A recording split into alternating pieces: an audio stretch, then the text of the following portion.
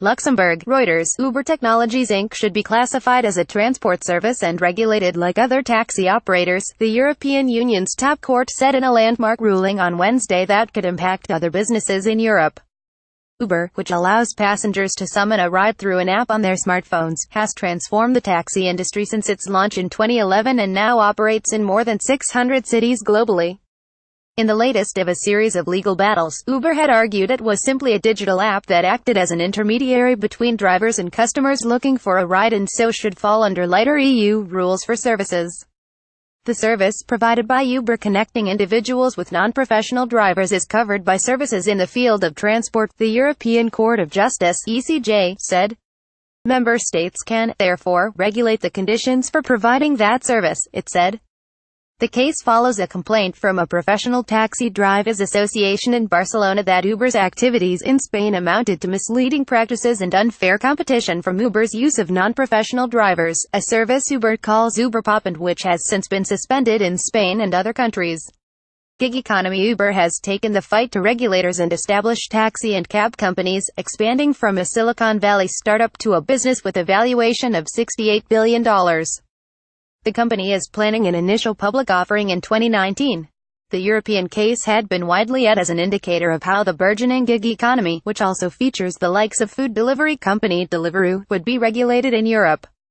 The ECJ said Uber exercises decisive influence over the conditions under which the drivers provide their service, and that without the Uber mobile app persons who wish to make an urban journey would not use the services provided by those drivers. The decision is unlikely to have an immediate impact on Uber's operations in Europe, where it has cut back its use of unlicensed services such as UberPop and adheres to local transportation laws.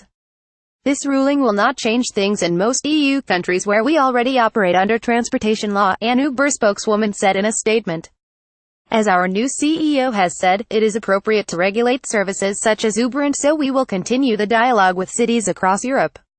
This is the approach we'll take to ensure everyone can get a reliable ride at the tap of a button. Following changes in top leadership and a series of legal battles, Uber recently adopted a more conciliatory approach under its new chief executive, Dara Khosrowshahi, who took the job in August.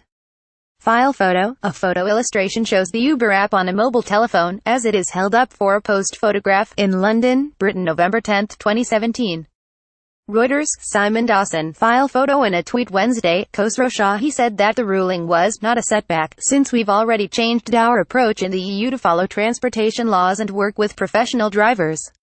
He said Uber will keep talking with EU governments to enable affordable transportation services for millions more Europeans. Khosrowshahi in October met with regulators in London, where Uber is in the middle of a legal battle over its right to operate in its most important European market. Bernardine Adkins, head of EU Trade and Competition Law at Galling WLG, said the ruling provided vital clarity to Uber's position within the marketplace. Uber's control over its drivers, its ability to set prices and the fact its electronic service is inseparable from its ultimate consumer experience means it is more than simply a platform connecting drivers to passengers. Taxi lobby cheers IRU. The World Road Transport Organization, which includes taxi associations, cheered the ruling as finally offering a level playing field for providers of the same service. In the area of mobility, the taxi and for-hire sector was one of the first to embrace innovation and new technologies, said Oleg Kambersky, head of passenger transport at IRU. Finding a solution that allows both traditional and new transport service providers to compete in a fair way while meeting the service quality standards became necessary. EU law protects services from undue restrictions and national governments must notify the European Commission of any measures regulated them so it can ensure they are not discriminatory or disproportionate. Transport, however, is excluded from this. The tech industry said the ruling would impact the next generation of startups more than Uber itself. We regret the judgment effectively threatens the application of harmonized EU rules to intermediaries, said Jakub Kucharczyk, Vice President of Competition and EU Regulatory Policy at the Computer and Communications Industry Association. The purpose of those rules is to make sure innovators can achieve greater scalability and competitiveness in the EU, unfettered from undue national restrictions, he added. This is a blow to the EU's ambition of building an integrated digital single market. Reporting by Julia Fioretti. Additional reporting by Heather Somerville in San Francisco. Editing by David Evans and Lisa Shoemaker. Our Standards. The Thomson Reuters Trust Principles.